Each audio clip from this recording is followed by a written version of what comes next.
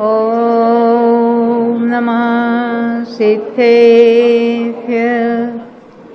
ॐ नमः सिद्धेभ्यः। ॐ नमः सिद्धेभ्यः। ॐ शुद्धात्मने नमः। नमो अरिहन्ताणं नमो सिद्धाणं नमो आयर्याणं नमो वैशायाणं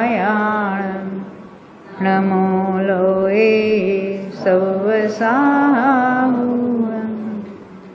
करि अभाव भव भाव सब सहज भाव निज पाय जय पुनर्भव भावमय भय परम शिवराय।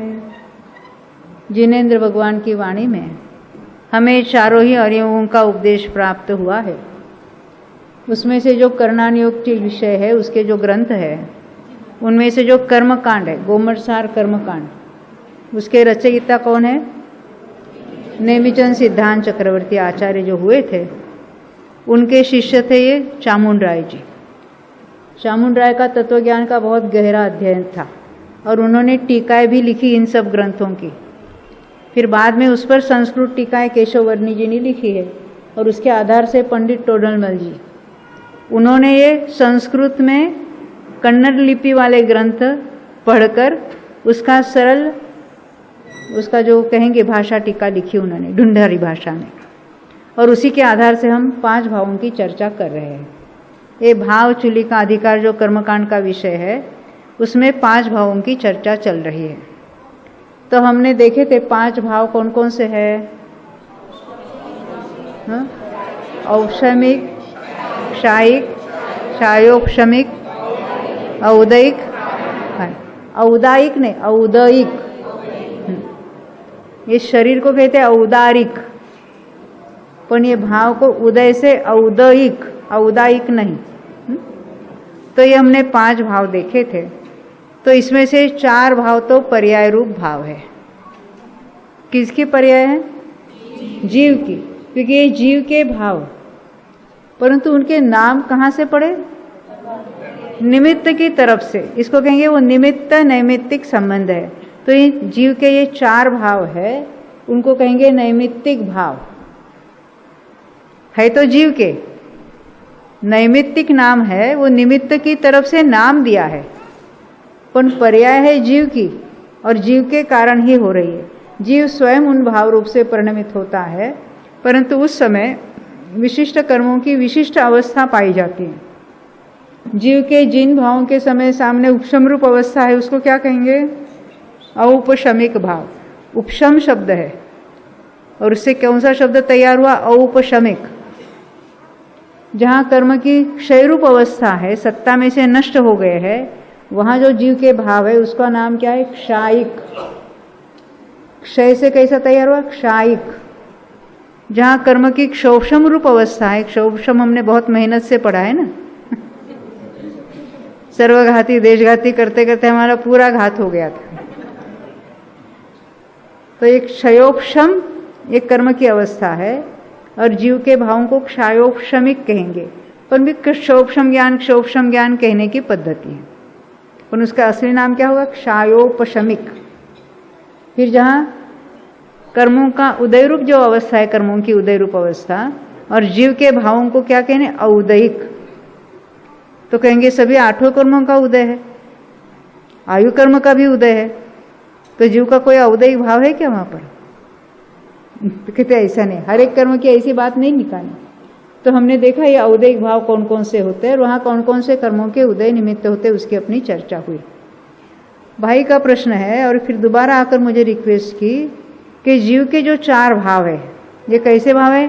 पर्याय रूप, नैमित्तिक है ना, उसको हमने गुण स्थानों में घटित किया। अभी पारिणामिक भाव को नहीं घटित किया है, फिर भी अभी तक हम औदयिक भाव तक आए हैं, तो उनके मार्गणा स्थान पर भी थोड़ा घटित करके समझाओ, थोड़ा सैंपल बताओ कह रहे। तो हम आगे सभी मार्गणाओं पर हम घटित करेंगे, क्योंकि यहाँ से जाने के बाद क्या कार्य करेंगे, तो उर्वरित मार्गणाओं पर घटित करेंगे। बिल्कुल सही है, क्योंकि हम जितना अपना मन उसमें लगाएंगे, ये मन कैसा है, मरकट है, नहीं समझे। मन तो अनेक अवलंबन चाहता है, एक जगह में स्थिर नहीं रहता है। क्यों? टीवी तो आप सब लोग देखते हैं, मैं भी देखती हूँ। तो क्या होता है, बीच में कोई है तो ब्रेक आता है, तो ब्रेक आता है और हमारे हाथ में रिमोट कंट्रोल है, तो क्या करते हैं सब जगह। क्यों? इधर क्या चल रहा है, उधर क्या चल रहा है, उधर क्या चल रहा है, उधर क्या चल रहा है। यहाँ जब इनकी एडवर्टाइजमेंट चल रही है तब हम सब कुछ ढूंढते रहे, क्योंकि हमको अलग अलग अवलंबन चाहिए, है ना। तो ये मन रूपी मरकट को एक जगह स्थिर करने के लिए अच्छा अपना अवसर है कि एक ले लो भाव कोई भी और उसमें मार्गणाओं पर घटित करके रहो, टेबल बनाओ। इस तरह से हम उस पर जितना विचार करेंगे उतना उसमें से अधिक माल मिलेगा। तो यही तरीका है ना। जैसे मैं तो पहले डिस्पेंसरी में बैठती थी, पढ़ना भी होता था, कभी कभी याद करके ये पाँच जो संख्या है, वो 5 संख्या वाले कितने नाम हो सकते हैं। तो बहुत सारे में 100 तक के नाम निकाले थे अलग अलग। 5 पाप भी है, 5 भाव भी है, 5 लब्धि भी है, 5 मोक्षोपशम लब्धि वाले वो भी होते हैं, है ना। 5 शाही, हाँ, पंच परमेष्ठी है, पंच परावर्तन है, हाँ, बहुत सारी बातें। तो लगा लोगों 5 समवाय है। मैंने बोला ना, मैंने 100-125 से नाम निकाले थे ऐसे। ये तो तरीका है, अपना उपयोग है उसमें लगाने का। सोच तो सकते हैं, और बैठे बैठे क्या करेंगे और दूसरा। तो यहाँ ये कह रहे हैं कि जीव के 4 भावों को, तो अभी जो ताज़ा ताज़ा भाव है उसको पहले देखेंगे हम। कौन सा है? हमने औदैहिक, क्योंकि शवक्षमिक फिर सोचना पड़ेगा, और उसके फिर हम आपके सामने चार्ट भी चाहिए। तो ये औदैहिक वाला है, परंतु वो अगर मार्गणा में घटित करना है तो 9वां गुणस्थान तो मनुष्य गति में ही घटित होगा, या पंचेंद्रिय संगी पंचेंद्रिय में, या त्रस्काय में घटित होगा। तो नहीं है तो चार्ट अच्छा है, जरा विचार करो। जैसे मार्गणाओं में हमको देखना है, एक गति मार्गणा तो मालूम है, 4 गति है। अब देखो जरा, आपको केवल हम नरक गति में मिथ्यात्व में भावों की चर्चा करेंगे। तो नरक अभी हमने सामान्य से जब देखा, गुणस्थानों में यानी सामान्य से, चारों गतियों की अपेक्षा से जब देखा तो गति औदैहिक भाव 4 थे। अब हमको नरक गति में घटित करना है, तो एक जन कौन ट्राई करेगा? आप ही बताओ अरविंद भाई, आपका प्रश्न है ना। नरक गति औदैहिक भाव लेना। गति आपके सामने रखो कि गति, फिर कषाय, उसके बाद ये ऊपर जो लिखे ना, गति, कषाय, लेशा, फिर वेद, और 4 तो है, मिथ्यात्व, असंयम, अज्ञान और असिद्धत्व। तभी नरक गति में घटित करना है, उसमें 4 गुणस्थान है। हमने नरक गति में पहले गुणस्थान में घटित करना है। गति में कितने भाव लेंगे? सब लोग सोचना अपने अपने मन में। एक नरक गति औदैहिक भाव होगा। तो नरक गति में कषाय कौन कौन से होते हैं? क्रोध होता है क्या? 4 होता है। चारों गति में 4 ही कषाय होते हैं। ऐसा कोई नहीं कि देव में लोभ होता है और नरक में क्रोध होता है, ऐसा कुछ नहीं है। सभी अंतर्मूर्त में पलटते हैं, तो सभी कषाय वाले जीव है। तो गति हुई, कषाय हुए। नरक की लेशा कौन सी है?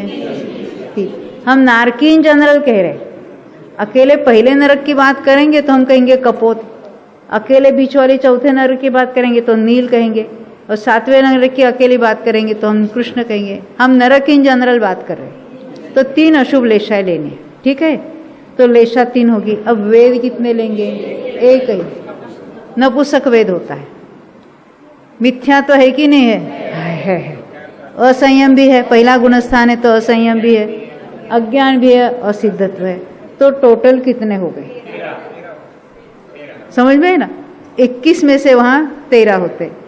इन जनरल जिसको कहेंगे ओघ से देखेंगे तो 21 है, और आदेश यानी मार्गणाओं में देखेंगे तो हर मार्गणा में लगाना है। 14 मार्गणा है। गति मार्गणा एक नाम हुआ, अपन गति मार्गणा के भेद 4 होते हैं, तो उस हर एक में ऐसा लगाना। अब देवगति में लगा लो। कौन लगाना चाहते? दूसरा कोई है? अंकुर आप लगाएंगे? हाँ, गति एक है, अभी ये बता रहे साहब। हाँ, देव गति पर लगा रहे। फिर कषाय 4, लेशा 3 शुभ लेशा होगी, वेद 2, स्त्री वेद पुरुष वेद 2 ही लेना है। मिथ्या तो है कि नहीं है? असंयम, हाँ, अज्ञान असिद्धत्व तो है ही।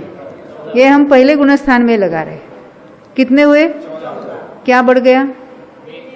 वहाँ एक नपुंसक वेद था, यहाँ 2 पुरुष वेद स्त्री वेद 2 हो गए, यानी एक संख्या यहाँ बढ़ गई। अब तिर्यंच में कोई लगाएंगे? आप लगाएंगे? हाँ बोलो।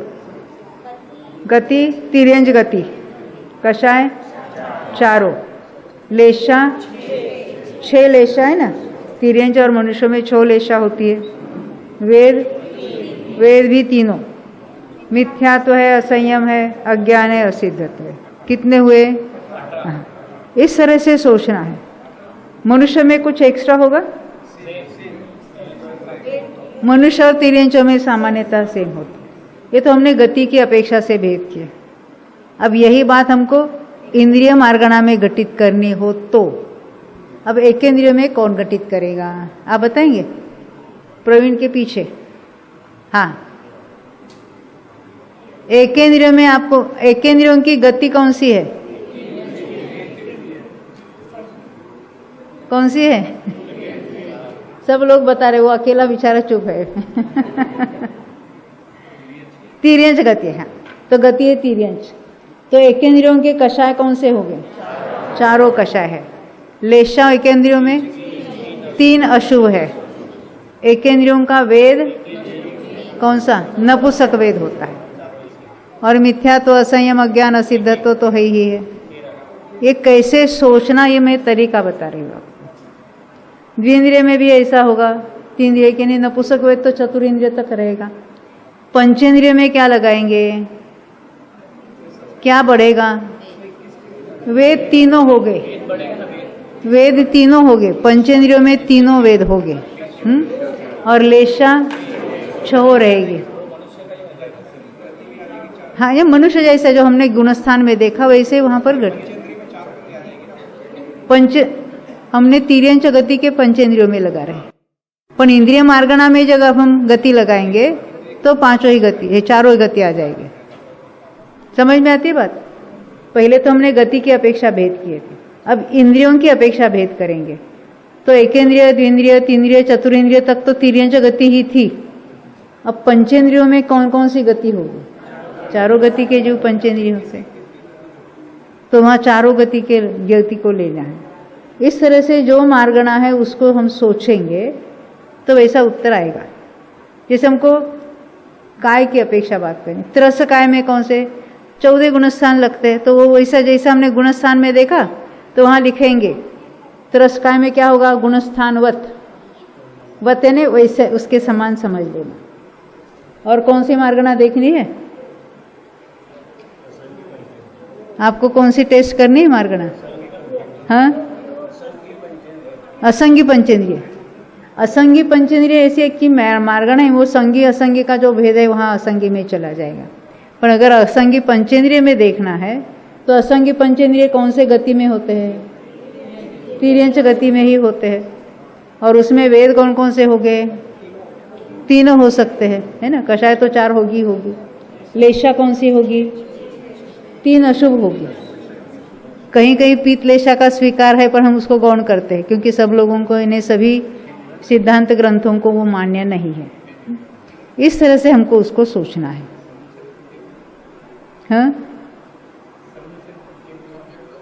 देखो, सम्मूर्छन पंचेंद्रिय नाम की मार्गणा नहीं है, पर सम्मूर्छनों में भी देखना है तो कहाँ डिफरेंस होगा?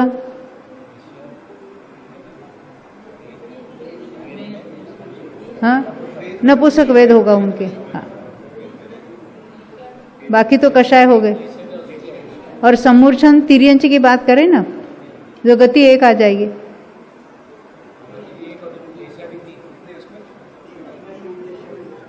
लेशा 6 होगी उनके। सम्मूर्छन पंचेंद्रिय तिर्यंच है, पंचम गुण स्थानवर्ती भी हो गए कि नहीं हो गए? 6 लेशा हो सकती है। जैसे गति, इंद्रिय, काय, योग, वेद, कषाय, ज्ञान, संयम, दर्शन वगैरह वगैरह, तो उसकी अपेक्षा से उसमें कौन कौन सी बातें होती है उसको सोचकर हम डिराइव कर सकते हैं। आपको सैंपल चाहिए था ना? हाँ, क्या करें? किसमें? भव्य मार्गणा में। तो भव्य जीव कौन कौन से गति में पाए जाते हैं? चारों गति में पाए जाएंगे। तो उनकी गति कौन सी चारों गति होगी? तो भव्य जीव है इसलिए कषाय कुछ कम रहेंगे, चारों ही कषाय है ना। लेशा 6 लेशा होगी ना, पहला गुणस्थान है। भव्य में गुणस्थान कितने हैं? 14 के 14 है, परंतु हम पहले गुणस्थान की बात कर रहे हैं। एक एक गुणस्थान, मार्गणा में भी हमको गुणस्थान लेना है। भव्यों के गुणस्थान पहला, दूसरा, तीसरा, चौथा, जो गुणस्थान है, जो हमने सामान्य से गुणस्थान की बात की थी, वही से वहां पर होगी।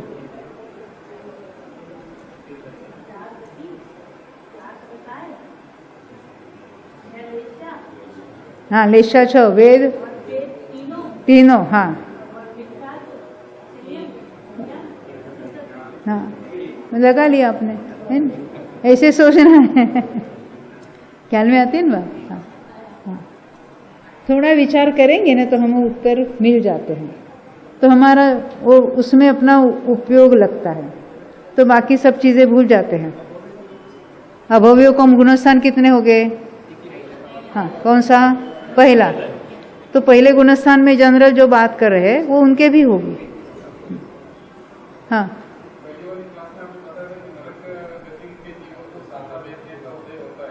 हाँ, अच्छा, आपका प्रश्न है नारकियों को साता का वेदने का उदय कैसा होता होगा?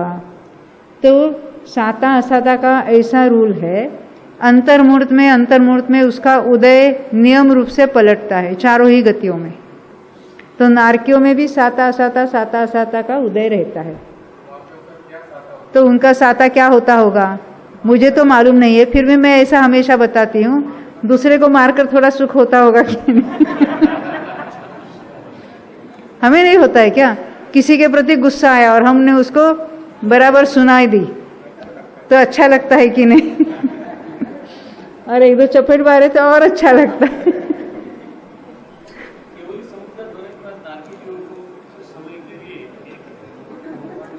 आपका प्रश्न है केवली समुद्घात होने पर नारकी को सुख कुछ होता कि नहीं होता? आपको कितना होता है? नारकी की बात छोड़ दो, केवली समुद्घात समझते हैं क्या होता है? 13वें गुणस्थान का काल एक अंतर्मूर्त अवशेष रहता है। तो कर्मों की स्थिति, आयु की कितनी अभी बाकी है? अंतर्मूर्त। और बाकी शेष कर्मों की ऐसा हो सकता है कि पल्ले के असंख्यात विभाग इतने वर्षों की वहां स्थिति बाकी, ऐसा हो सकता है। तो क्या होगा? अंतर्मूर्त में आयु खलास हो जाएगी और 3 कर्म रह जाएंगे, तो क्या पोजीशन होगी? तो ऐसा नहीं हो सकता। तो सबकी स्थिति समान होने के लिए केवली समुद्घात होता है। क्यों होता है?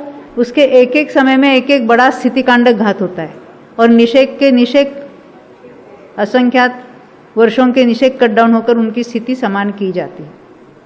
तो ऐसा केवली समुद्घात होता है। तो जो मुनिराज जहाँ बैठे हैं उसके आत्म प्रदेश कितने शरीर प्रमाण है? वो स्प्रेड आउट होते हैं। कहाँ तक? पहले एक लंबा खंबा हो जाएगा दंड, फिर ऐसे फैलेंगे कपाट, फिर आगे पीछे भी फैलेंगे प्रतर, फिर वो जो वायु मात वलय के अंदर भी फैलेंगे, तो उसको कहेंगे लोक पूरण। तो लोक पूरण कहे तो उस आत्मा के प्रदेश पूरे लोक में फैले हैं। और ऐसे एट ए टाइम कितने केवल ही समुद्घात कर सकते हैं? करने वाले 20 और समेटने वाले 20। मैक्सिमम किसी समय ऐसा हो सकता है कि 40 केवली समुद्घात कर रहे हैं। तो हमें कितना सुख होना चाहिए? हम सिद्ध क्षेत्र में जाते हैं तो इतना फायदा होता है, तो वो सिद्ध हमारे पास यानी केवली हमारे पास आते हैं अरिहंत भगवान, तो कितना सुख होना चाहिए ना। हमारे आत्म प्रदेश और उनके आत्म प्रदेश थ्रू एंड थ्रू हो रहे, तो उसमें से थोड़ा सुख मिलता होगा कि नहीं होगा? बोलो। एक क्षेत्रावगाह में रहते हुए हर एक का द्रव्य, क्षेत्र, काल, भाव जुदा जुदा है। किसी भी द्रव्य का सुख दूसरे को नहीं मिलता है। वो केवली समुद्घात किया इसलिए वो साता हो जाएगा, ऐसा नहीं हो सकता।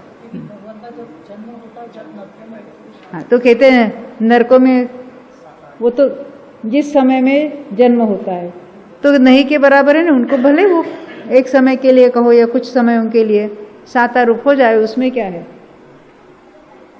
वो कितने काल तक टिकेगा, वो तो कुछ सुख भी नहीं है ना। हाँ।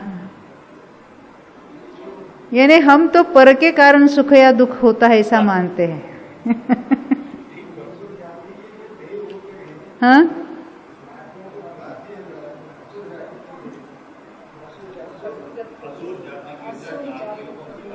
हाँ, असुर जाति के देव है, वो तीसरे नरक तक जाके उनको आपस में भिड़ाते हैं, उनको आपस में भिड़ाते देखकर उनको सुख होता है। उनको क्या कहते हैं? हाँ हाँ, असुर कुमार है ना, भुवनवासी का भेद है, और उनके थ्रू आउट पीतलेशा होती है, तो पीतलेशा होते हुए भी उनके ऐसे परिणाम हो सकते, ये उनका कहना है।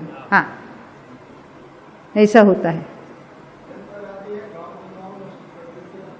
फिर भी उनकी पीतलेशा है। कैसी है? क्योंकि वो प्लेशा में वैसे परिणाम हो सकते हैं। देखो, ये 70 कोड़ा कोड़ी सागर का बंध पीतलेशा वाला करता होगा कि कृष्ण लेशा वाला करता होगा?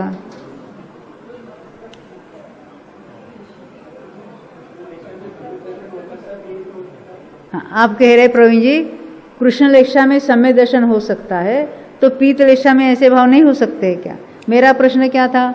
70 कोड़ा कोड़ी सागर का बंध देव कर सकते हैं कि नहीं कर सकते? क्योंकि देव तो पीत, पद्म और शुक्ल लेशा वाले हैं। बोलो वो करेंगे कि नहीं करेंगे? कौन से देव करेंगे? हाँ, पीत और पद्म वाले कर सकते हैं। और मालूम है, ये सौधर में ईशान तक यानी भवनत्रिक और सौधर में ईशान वाले 70 कोड़ा कोड़ी का बंध करेंगे, जितना संक्लेश होगा तो उस समय वो एकेंद्रिय का बंध करते हैं, और मरकर दूसरे ही समय में एकेंद्रिय में जा सकते हैं। इतना तीव्र बंध करने वाले उस समय क्या अति संक्लेश परिणाम है, तो उस समय उनको कौन से गति का बंध हो रहा है? तिर्यंच गति। देव नरक गति नहीं बांधते, तिर्यंच गति बांध रहे हैं और एकेंद्रिय संबंधी बंद कर रहे हैं, और नेक्स्ट समय में एकेंद्रिय में जाएंगे। कितनी स्थिति लेकर गए हैं? 70 कोड़ा कोड़ी सागर में एक समय माइनस करो तो एकेंद्रिय में इतनी स्थिति लेकर गए हैं, और वहां बंध कितना होगा? अभी एक सागर जितना होगा, पर इतनी सत्ता लेके गए ना वहां पर। ये बहुत बातें आती है उसमें, ऐसे अलग अलग जो बातें हैं उस पर चर्चा करेंगे तो उसमें कोई एंड नहीं है। आप जितना करणान योग का अभ्यास करो उतने इतनी सूक्ष्मता है, इतनी गहराई है, जितना जानो उतना तो आपको आनंद आएगा उसमें से।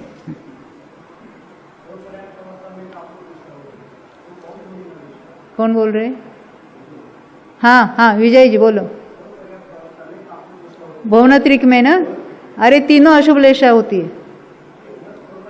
कृष्ण भी होती है, कृष्ण नील कापोत तीनों लेशा होती है। भुवनत्रिक में यहाँ से मिथ्यात्व और सासाधन में कोई जन्म लिया वहां से सम्यक तो लेकर कोई भुवनत्रिक में तो जाएगा नहीं। तो अपर्याप्त अवस्था में यानी शरीर पर्याप्ति पूरी नहीं हुई है तब तक उनकी कौन सी लेशा होती है? तो 3 अशुभ लेशा होती है, और पर्याप्त होने पर फिर उनकी पीत लेशा शुरू हो रहती है। आपका अभ्यास है ना, इसलिए पूछ रहे। ये पैथोलॉजिस्ट है, कहाँ पर? आपका गांव कौन सा? उमरगा। हाँ, और लैब में एक रूम बना के रखी है, और वहाँ पर धवला वगैरह सब सुनते रहते। इतना नहीं, उनके यहाँ आरजी काय वगैरह आते हैं, महाराज वगैरह आते हैं, वो उनके साथ आकर सुनने को बैठते हैं। कहते भी है आप जो कर रहे हैं ना बहुत अच्छा काम कर रहे, सुना करो, इसको बंद मत करना। इनके पास हमारे सारी सीडीज डीवीडीज पहले के ज़माने की सब है उनके पास। जिसको रुचि है उसको समय भी मिलता है, और भले वो कोई भी काम करता हो, कोई भी व्यवसाय करता हो। हाँ, ये हमारे एक महावीर शाह यूएसए के, अभी नहीं रहे, यूएसए में केंटकी में रहते थे। उन्होंने इनको कभी देखा नहीं, तो अपन उन्होंने ऐसे ऑनलाइन, मैंने पहले बताया था ना, जैन तत्व परिचय पुस्तक, उनके कारण हमने वो अंग्रेजी बनाई वगैरह वगैरह। उनके पास उस जमाने में सभी कैसेट आते थे, C90 वाली या C60 वाली, तो जितने हमारे पुराने जो प्रवचन 92 से जितने हुए थे वो सारे उनके पास थे, सैकड़ों कैसेटें वो यहाँ मंगवाते थे कुरियर के द्वारा, और सब सुनते थे, और सबका बिल्कुल व्यवस्थित उन्होंने पूरा एक उनकी जो एरिया थी अंडरग्राउंड वहाँ पूरा उसको बराबर व्यवस्थित तरीके से रहता, और रोज ऐसा जिसके नीचे आप बैठे ऐसे बैठ के वो सुनते थे। उनकी वाइफ कहती थी कि घर की कोई वस्तु इधर उधर किधर भी डालते हैं, पर वो कोई कैसेट है कोई वो इतना व्यवस्थित रखते हैं और बरोबर सुनते भी रहते हैं। तो जिसको जिसकी रुचि है उसमें बरोबर उसका काम चलता है, दिमाग भी चलता है, क्षोभशम उसमें उसका जरूर चलता है। आप अपने अपने फील्ड में कितने नॉलेजेबल है, हो कि नहीं? तो हमें उसमें रुचि है तो उसमें अपना दिमाग भी चलता है, क्योंकि आपका जितने दिमाग चलता है हमारे उसमें कुछ बुद्धि नहीं चलती है। हमारी इसमें रुचि है तो इसमें बुद्धि भी चलती है, ऐसा सहज होता है। उस विषय संबंधी अपना क्षोभशम रहता ही रहता है। तो हम यहाँ क्या देख रहे थे फिर से,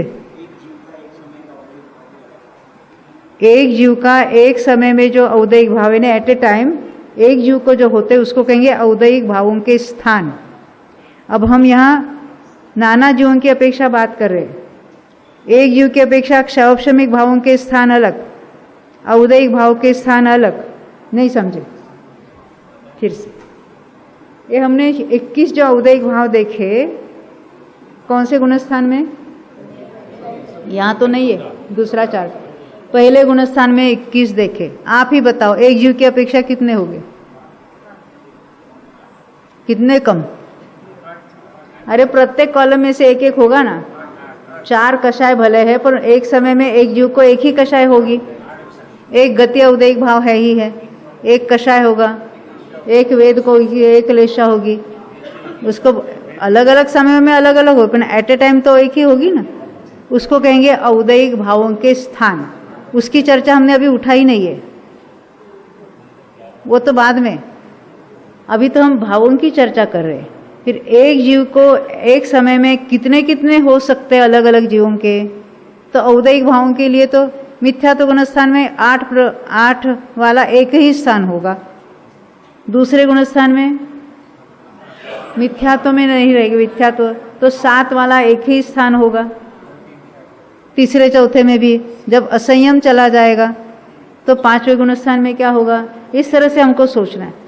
हम उसकी बात बाद में करने वाले। एक जीव की एक काल में जो संख्या होती है उन भावों को कहेंगे स्थान। और ऐसे स्थान कितने कितने कहाँ कहाँ हो सकते हैं?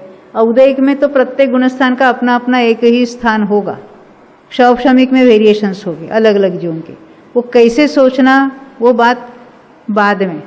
अभी तो हमको पहले में पहले भावों को जरा पचाना चाहिए, फिर उसके आगे चलकर हम स्थानों की चर्चा करेंगे। अब है आने वाला विषय है थोड़ा, अभी है ना थोड़ा वाक्य अपना। तो ये हम कैसे देख रहे थे? अभी हमने औदैहिक भावों की बात देखी ना। तो ये औदैहिक भाव हमने मार्गणा में भी देखे किस तरह से लगाना है। आपका प्रश्न है योग मार्गणा में कैसे लगाना। अब योगों के भेद मालूम है किसी को? हाँ, मनोयोग, वचन योग और काय योग। अब मनोयोग वचन योग के भेदों में नहीं उलझना, हम मनोयोग वचन योग इतना कहेंगे।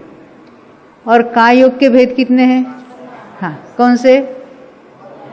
औदारिक काय योग, औदारिक मिश्र काय योग, वैक्रिक काय योग, वैक्रिक मिश्र काय योग, आहार काय योग, आहारक मिश्र काय योग और कारमान।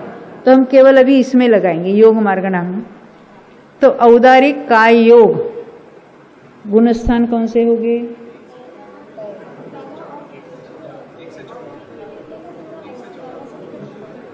अच्छा, कहाँ तक होगा औदारिक काय योग? 14वें वाले का नाम क्या है? तो वहाँ कौन सा योग होगा?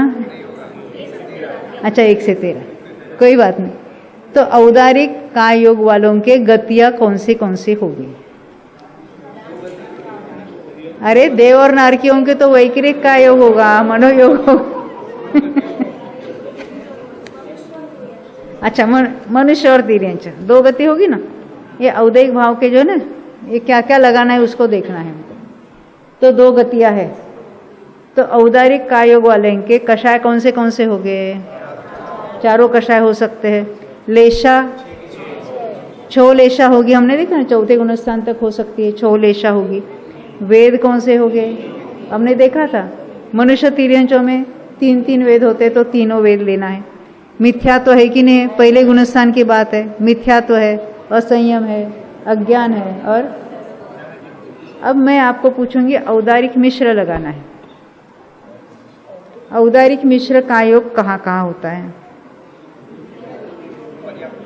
अपर्याप्त अवस्था में होता है औदारिक मिश्र का योग। तो गति कौन सी होगी बोलो अभी? मनुष्य और तिर्यंच 2 गतियां होगी। कषाय 4 हो सकते हैं। लेशा मिथ्यात्व गुणस्थान है 6 होगी। कैसे कैसे?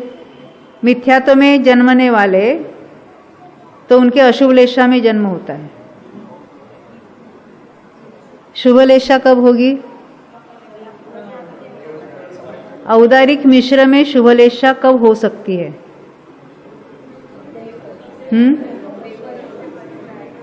फिर बोलो। देवगति से आने वाला भले शुक्ल लेशा वाला भी क्यों हो, मिथ्या दृष्टि होगा तो वो मिथ्या दृष्टि है देव। शुक्ल लेशा वाला भी क्यों नहीं होगा ग्रेवेक का? एक समय में लेशा अशुभ होकर मनुष्य में नित्यात्व में जन्म लेगा। औदारिक मिश्र में चौथे गुणस्थान वाला होगा तो पित्त लेशा वाला देव पित्त लेशा के साथ सम्यक तो होगा तो जन्मेगा औदारिक मिश्र में। पद्म वाला मरकर पद्म लेशा के साथ सम्यक तो होगा तो पद्म लेशा के साथ आएगा। और शुक्ल लेशा वाला देव शुक्ल लेशा के साथ मनुष्य में जन्मेगा तो औदारिक मिश्र में उसका चौथा गुणस्थान होगा तो ही शुभ लेशा होगी। अदरवाइज मिथ्यात्व में जन्मने वाला अशुभ लेशा में ही यहाँ जन्म लेता है। मिथ्यात्व और सासाधन दोनों के लिए मैंने बोला ना कि लेशा के बहुत नियम हैं। हाँ, भोगभूमि में कपोत लेशा के साथ जाएगा, समय दृष्टि भी क्यों ना हो। मैंने बोला ना लेशा के बहुत नियम है। हाँ, अभी थोड़ा थोड़ा पचाओ ना सब एकदम। हाँ, अभी हम औदारिक मिश्र की बात कर रहे थे। हाँ, लेशा कितनी? मिथ्यात्व गुणस्थान में 3 अशुभ हो। ख्याल में आई ना बात? कैसे सोचना है हमें। अगर चौथे में गुणस्थान में देखेंगे हम औदारिक मिश्र यानी मनुष्य में जन्मने वाला है, मनुष्य की बात सोचते हैं तो चौथे गुणस्थान में जन्म ले रहा है। औदारिक मिश्र में चौथा गुणस्थान है। गति कौन सी होगी? तिर्यंच भी होगी ना, भोगभूमि का सम्यक्त्व के साथ जन्मने वाला। कषाय कौन सी होगी? 4 होगी। लेशा कौन सी हो सकती? प्रश्न सुनो। सम्यक्त्व के साथ मनुष्य में जो माँ के गर्भ में आया है वो कौन सी लेशा में आएगा? समय दृष्टि है। हाँ, कौन सी 2? हाँ, पीत और पद्म। आप क्या कहते हैं सौमिल? हाँ, मैं कहती हूँ 6 होगी। छठे नरक का नारकी कृष्ण लेशा वाला समय दृष्टि है और मरकर मनुष्य में आएगा तो कृष्ण लेशा में जन्म लेगा। नारकी जो है नील लेशा वाला नारकी सम्यक्त्व के साथ मरेगा और मनुष्य में जन्मेगा तो नील लेशा के साथ आएगा। ख्याल में आती बात? देव में से आने वाला अपनी अपनी पीत पद्म या शुक्ल लेशा में। मिथ्यात्व में आते तो उनकी शुभ लेशा अशुभ में पलटकर जन्म लेगा और सम्यक्त्व के साथ उसी लेशा में जन्म लेगा। इस तरह से उसके नियम है। तो औदारिक मिश्र की बात हो गई। अब आगे किसको जाना है? हाँ, औदारिक मिश्र में वेद तीनों हो सकते हैं। हाँ, और क्या रह गया? मिथ्यात्व है, असंयम है, अज्ञान है, असिद्धत्व है। और कौन सा योग देखना है? देखो मनोवचन में कैसा लिखना। तो मनोयोग कौन से जीव को होगा? संगी पंचेंद्रिय को होगा। तो संगी पंचेंद्रियों के पर्याप्त के होगा कि अपर्याप्त के होगा? पर्याप्त होने के बाद उसको होगा। तो मनोयोगी ऊपर लगाना है। मनोयोग में गति कौन सी होगी? चारों गति में संगी पंचेंद्रिय होते हैं, तो चारों गति होगी, चारों कषाय हो गए।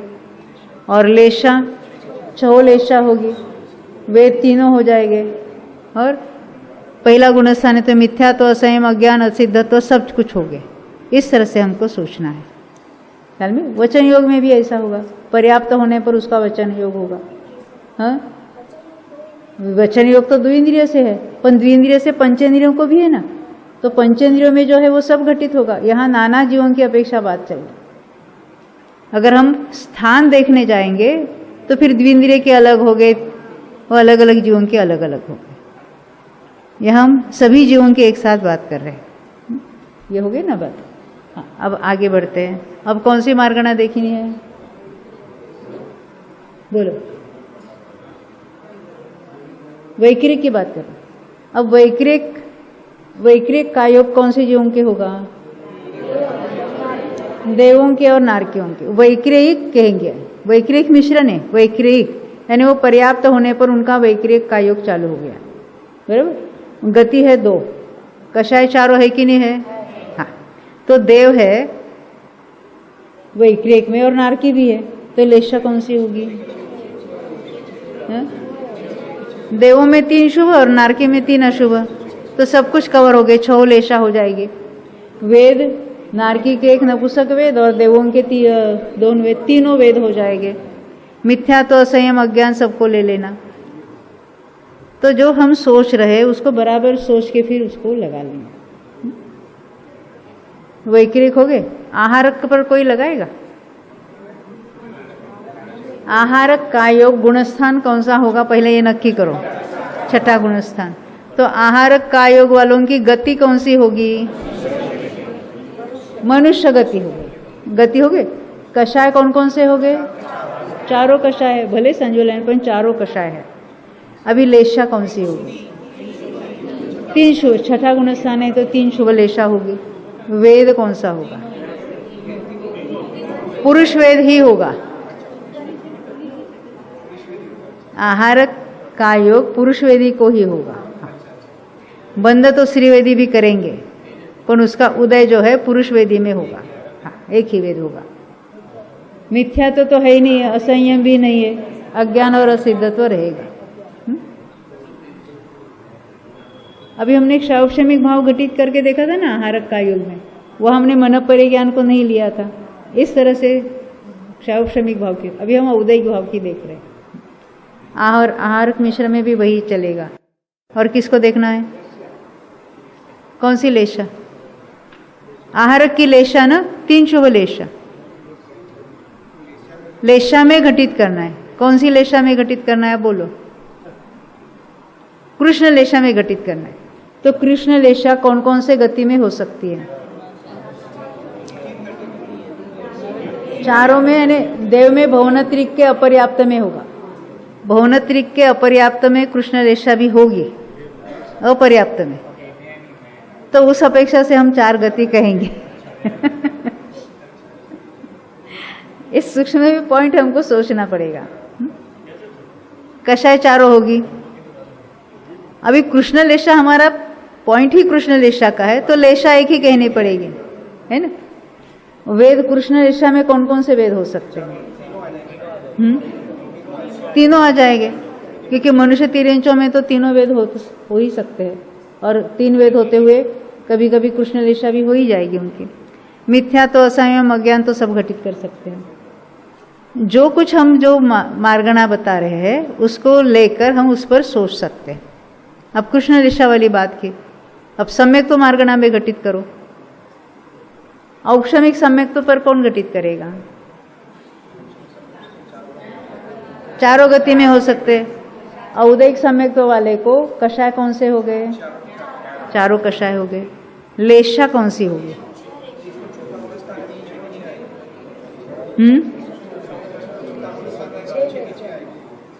औक्षमिक के काल में मनुष्य और तिर्यंचों के शुभ लेशा होगी। औक्षमिक सम्यक्त्व की प्राप्ति के समय उसके शुभ लेशा में औक्षमिक सम्यक्त्व होता है, पर नारकियों के अशुभ लेशा में होगा ना। तो कृष्ण नील कापोत सभी हो जाएंगे, और देवों की अपनी अपनी पीत पद्म शुक्ल तो हो ही सकती है, तो छहुलेशा हो जाएगी। वेद तीनों ही होते, किसी भी वेद वाले को औपशमिक सम्यक तो होगा ही। औपशमिक सम्यक की को मिथ्या तो होगा कि नहीं होगा? अब हम समय दृष्टि कह रहे हैं ना असंयम रहेगा कि नहीं रहेगा? चौथे वाला होगा तो रहेगा, ऊपर के गुण स्थानों में नहीं रहेगा। अज्ञान और असिद्धत्व तो है ही है। देखो कितना आसान है, लोग करणान योग के नाम से डरते रहते हैं। यानी इंटरेस्टिंग है, थोड़ा दिमाग लगाना पड़ता है परंतु इंटरेस्टिंग है। चूक भी जाए तो क्या है, हमारे यहाँ जब हम पढ़ते थे ना यानी जीव कांड या जो कुछ है, तो उसमें क्या है 20 प्ररूपणा है, एक एक प्ररूपणा पर 19 घटित करने हैं। और हम ऐसा खाली बताते नहीं कौन सी है, हमारे सारे स्वाध्यायी बैठते हैं और अपने अपने नोट में हर एक जन वो सारे 20 के 20 पॉइंट्स लिखेगा, और फिर बाद में हर एक जन अपने अपने पढ़कर बताएगा। तो फिर लेशा में और योग में बहुत सारी मिस्टेकें होती थी, परंतु इस तरह से हमारे सोचने की आदत लग जाती है। और जितने हम इकट्ठे होकर स्वाध्याय करेंगे और इस तरह से हम औदेक भाव लगा लो मार्गणाओं में, आप बताओ, तो उसमें हम सब उसका दिमाग लगता है और हमारा ज्ञान भी उसमें पक्का हो जाता है। देखो ये मन को ये कहीं ना कहीं उलझाने का तो ये तरीका है, क्योंकि दुनिया की अन्य बातों में इंटरेस्ट नहीं होगा तो किस में इंटरेस्ट लगेगा। यहाँ तो बहुत इंटरेस्टिंग बातें हैं, ये तो हमको आपको तो थोड़ी झलक बता रहे। जितना गहराई से अभ्यास करो उतनी उसमें बहुत सारी इंटरेस्टिंग बातें ख्याल में आती। अभी कौन सी मार्गणा चाहिए आपको? सब हो गए? अच्छा, कि कोई रह गया? हाँ,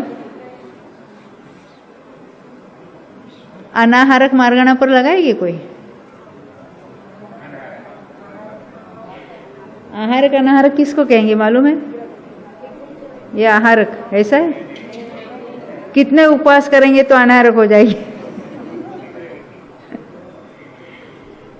विग्रह गति में जहाँ कारमान का योग होता है ना, मोड़ के पहले पहले वो जीव अनाहारक होता है। अनाहार के ने शरीर के परमाणुओं का ग्रहण नहीं कर रहा है।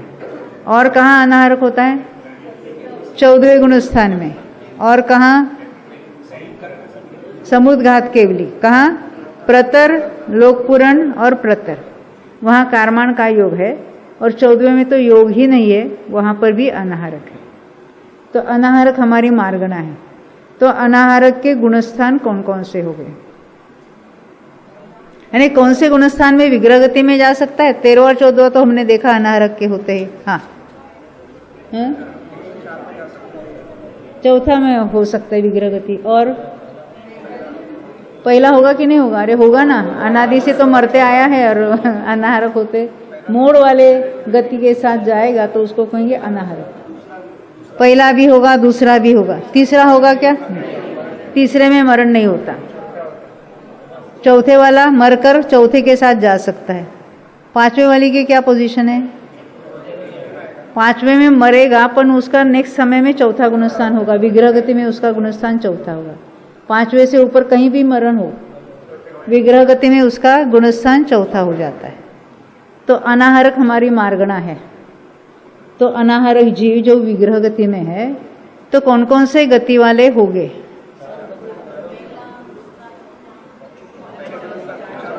चारों गतियां होगी ना, क्योंकि मोड़ सहित चारों गति में जा सकता है, उसका कोई निषेध नहीं है। तो मरकर जाने वाला ऊर्ध्व गति से पहले ऊपर जाएगा, बाद में इधर उधर भटकेगा ना।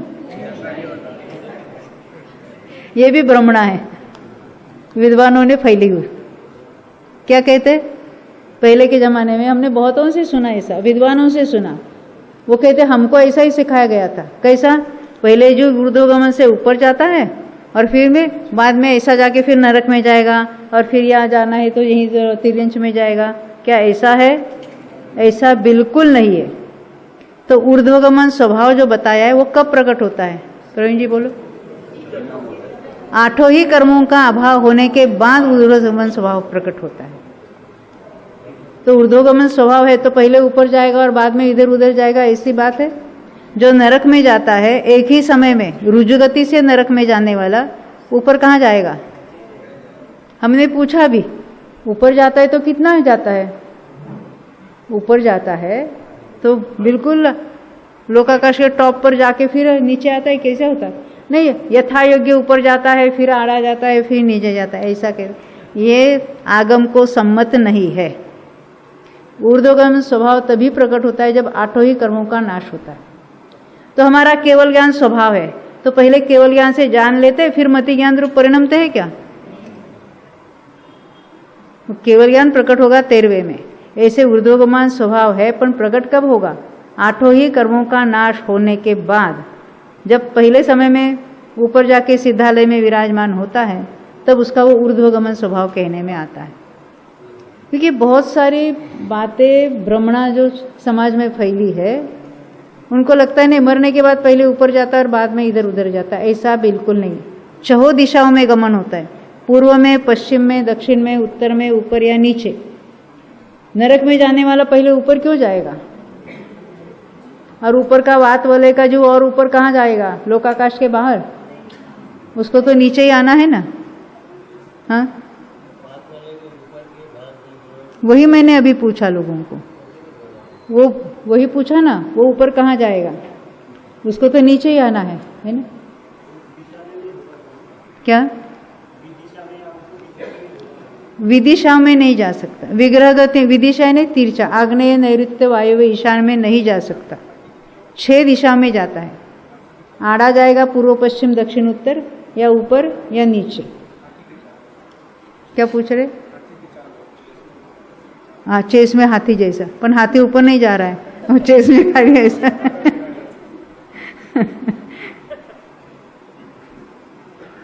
तो ये हमने किसकी बात देखी?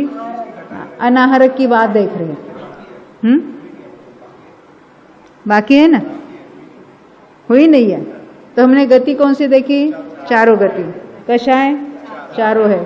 लेशा कौन कौन सी होगी?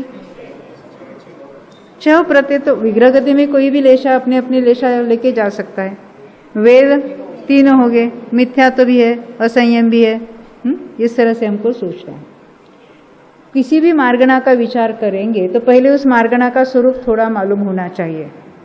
जैसे कौन से जीव समास हो गए, कौन सी मार्गणा होगी, क्या होगा। तो ये सारा जीव कांड का विषय है जो हमने बहुत बार यहाँ देखा था। बिल्कुल घटित करना है। आप कहते हम हमारे ऊपर घटित करेंगे। आप बताओ, आप कौन से गति वाले हो? मनुष्य गति। कषाय कितने आपके पास? 4 है। लेशा कौन सी होगी? चेंज होती रहती ना, तो 6 लेशा होती होगी। वेद कितना है? तो आप कहेंगे अभी 1 है हमारा, अकेले की बात करें तो हम श्री वेद वाले हैं। मिथ्या तो है कि नहीं है वो आपको मालूम है, हम नहीं बताएंगे आपको।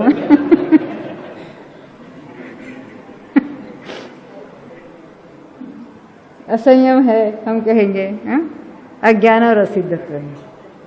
इस तरह से घटित करना है। देखो, जब अरिहंतों के ऊपर हमने आपको बहुत बार बताया था, ये जो 20 प्ररूपणा है ना, कौन सी 20 प्ररूपणा के नाम मालूम है किसी को? कौन सी है? जीव समास, पर्याप्ति, प्राण, संज्ञा, फिर 14 मार्गणा और लास्ट में उपयोग। ये है 20 प्ररूपणा। तो ये सब हम हर एक पर घटित करेंगे। वहाँ तो कहते हैं अरिहंत भगवान पर ये सब घटित करना है। अरिहंत भगवान की स्थापना की, ऐसा कब कहेंगे? देखो, अष्टपौड़ में गाथा है, बोध पौड़ के 31 नंबर की गाथा है। शायद मिलेगा तो देखो, नहीं मिलेगा तो अष्टपौड़ है क्या वहाँ पर? पीछे होगा शायद। हाँ,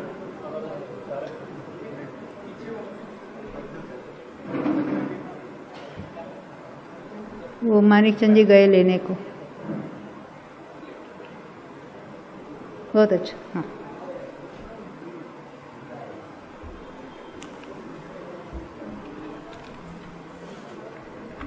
बोध पौड़। हाँ, पहले अरिहंत का स्वरूप वगैरह बताते बताते वो कहते हैं,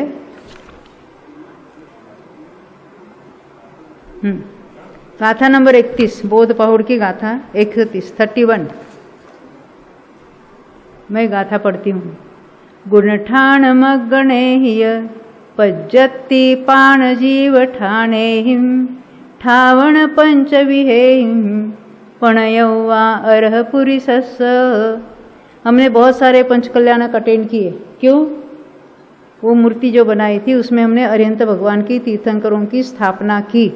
कुंद आचार्य कहते हैं अरिहंत की स्थापना कब कहलाएगी? पहले कहते हैं अरिहंत की स्थापना करके फिर उनको नमस्कार करना। तो यहाँ क्या कहते देखो,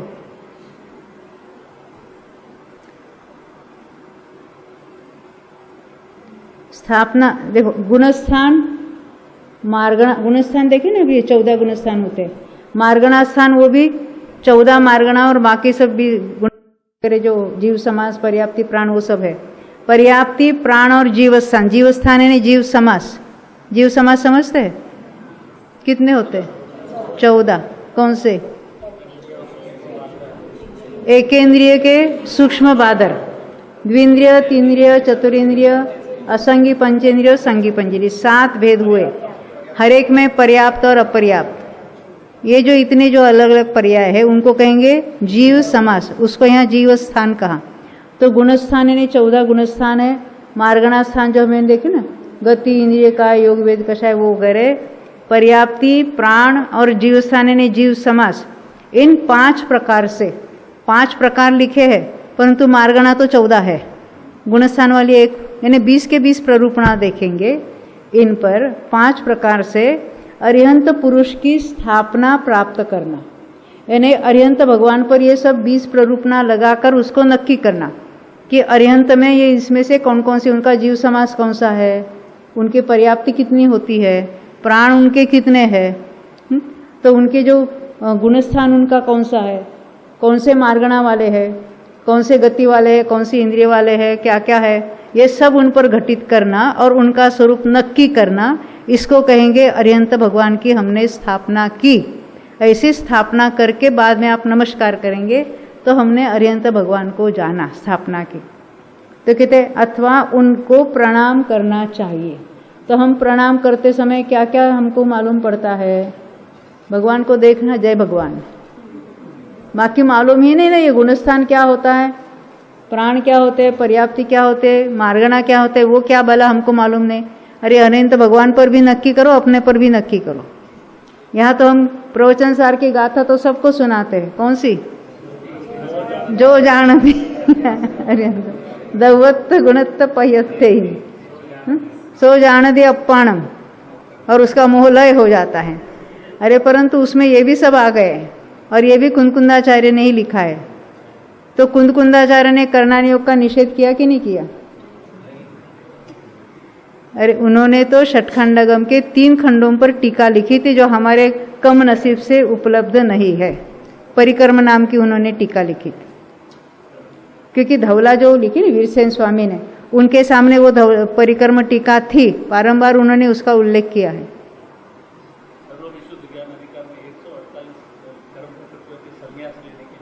हाँ तो है, तो उसके बिना पूरे 148 लेके तो करणानि योग के अच्छे ज्ञाता थे। उनका प्रयोजन समय सार में द्रव्य दृष्टि के विषय और उसकी मुख्यता करनी थी, अध्यात्म की मुख्यता थी, परंतु करणानि योग का कहीं पर भी निषेध नहीं किया है उन्होंने। भले समय सार में 50 से 55 गाथा में कहा है क्या, मैं गुणस्थान नहीं, मैं मार्गणा स्थान नहीं, मैं जीवस्थान नहीं, मैं ऐसा नहीं वैसा नहीं, वर्ग नहीं, वर्गणा नहीं, स्पर्धक नहीं है, ये सब, ये क्या होता है क्या पता, मैं उस रूप नहीं हूं। तो वो क्या है मालूम नहीं तो मैं उस रूप नहीं हूं कैसे कह सकते हो? हाँ, जानकर उसको कहें उसमें उस रूप नहीं हूं, क्योंकि ये सब संयोग रूप और पर्याय रूप भाव है। ज्ञान उसको है रूप से नक्की करेगा। फिर श्रद्धा ने मैं तो स्वभाव भाव हूं, ये मैं इस रूप नहीं, ऐसा स्वभाव की अपेक्षा कहेगा। हमने तो पहले उसका निषेध कर दिया, यानी ज्ञान को ही मिथ्या कर दिया। और मिथ्या ज्ञान के साथ हमको सम्यक दर्शन चाहिए, किस काल में होगा? ज्ञान तो इसको जानेगा, निश्चित करेगा। ये जीव का सर्वांगीण स्वरूप नक्की करने के बाद जो आत्म स्वभाव जो है उसका अनुभव कैसे करना, वो आगम परमागम ग्रंथों में बताया। परंतु पहले आगम के द्वारा नक्की तो करेंगे। जीव को सर्वांगीण रूप से, जीव स्थान जो है यानी जीव कांड जो है उसका विषय क्या है? जीव की प्ररूपणा है। तो जीव को सर्वांगीण रूप से पहले जानेंगे, पर्यायों को संयोगों की अपेक्षा उसका नक्की करेंगे और फिर वो उसको गौण करके फिर हम स्वभाव को जानेंगे। ये तरीका है। गुरुदेव ने भी पहले बताया, पहले प्रवचन सार अच्छी तरह से पढ़कर समझना चाहिए, फिर बाद में समय सार आपको सीखना चाहिए। गुरुदेव ने स्वयं प्रवचन सार के प्रवचन में बहुत बार बताया, क्योंकि उसमें ज्ञान की इतनी स्पष्टता हो जाती है। पूरा 6 द्रव्यों का स्वरूप तो बताइए, द्रव्य क्या होता है, उसके सामान्य विशेष गुण क्या होते हैं, सबकी चर्चा करने के बाद फिर उन्होंने अनुभव की भी बात उसमें उठाई है। कहीं पर भी किसी अन्य ग्रंथों का अन्य अनुयोगों का निषेध है ही नहीं है, और एक ही ग्रंथ में अलग अलग जगह अलग अलग अनुयोगों का वर्णन आता है। सर्वथा ये इस अनुयोग का है, वो ऐसा कुछ नहीं होता है, मुख्यता से हम कह सकते हैं। और हमें सभी ग्रंथों का आद्योपांत स्वाध्याय करना चाहिए। आद्योपांत यानी शुरू से आखिर तक। हमें क्या आदत है, क्योंकि हम कब जाते हैं मंदिर में, अरे कोई अष्टानिका हो, वो भी रहने दो, हाँ दशलक्षण है, तब हम जाते हैं।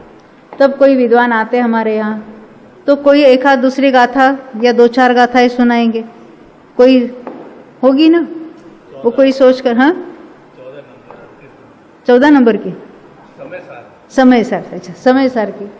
और वो हम उतना ही समय सार है क्या? समय सार में भी बहुत जगह निश्चय और व्यवहार को भी कथन किया है। हमें तो 11वीं गाथा फेवरेट है, 12वीं को तो हमको नहीं गिन सके। ऐसा नहीं होना चाहिए।